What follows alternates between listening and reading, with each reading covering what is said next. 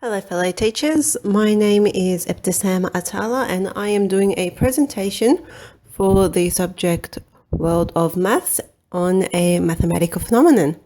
And the mathematical phenomenon which I have chosen is one under the banner of culture, and it is the Great Pyramid of Giza. Now I'm going to start off with a quick rundown as to the culture behind the Great Pyramid of Giza.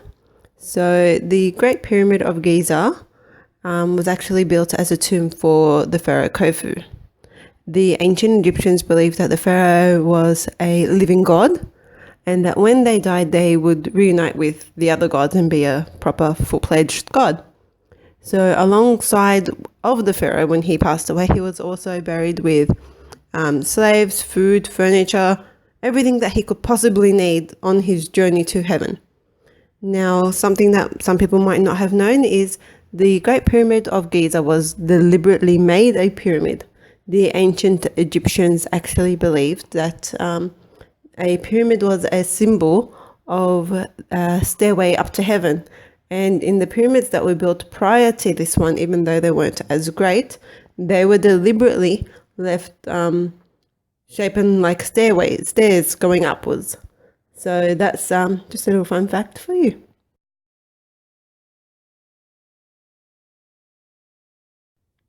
Now some maths about the Great Pyramid of Giza. The Great Pyramid of Giza was made between 2580 and 2560 BC. It measures 138.8 meters high and has a base of 230.4. It consists of 2.3 million brick blocks, like the big ones, and it took between 40,000 people to 15,000 people to work on it at any given point in time, including nights, for it to be made, and it took approximately 10 years to complete. Now, inside the Great Pyramid, there are three main chambers: the burial chamber, the chamber of Ka, and the Queen's chamber, which wasn't really intended to be used for the Queen, it was just there. Also inside, there's a grand gallery, and there's several passageways.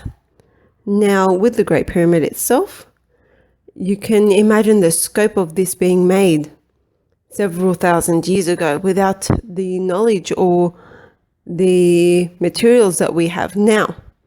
Back then, they had to rely on brute strength to build this great pyramid. Yet alone now, even with our modern technology and our modern machines and our modern architecture, we will struggle to build something this divine. Now, for the activity. The activity that I have chosen to do could be very easily implemented across all age groups along the spectrum of primary school. So anywhere between kindergarten till year 5 or 6. What it is, it's a simple cutout stencil of a pyramid. So I've given several examples of how this activity using the pyramid can be implemented in all age groups from kindergarten to year 6. So the first one, kindergarten to year 1. The teacher can present the stencil to the children, and the questions can be asked. How many triangles do you see? How many squares do you see? What shape do these make all together? And this would be new for them at the time. So they could sit down and enjoy coloring in all the different triangles and the square, and then cut it up and make it into a little pyramid themselves. For years 2 to 4, you can then incorporate numbers into it. So I have put aside, written down here 5 and 5. It's an equilateral triangle. And the teachers can then encourage kids to do addition with it. So how many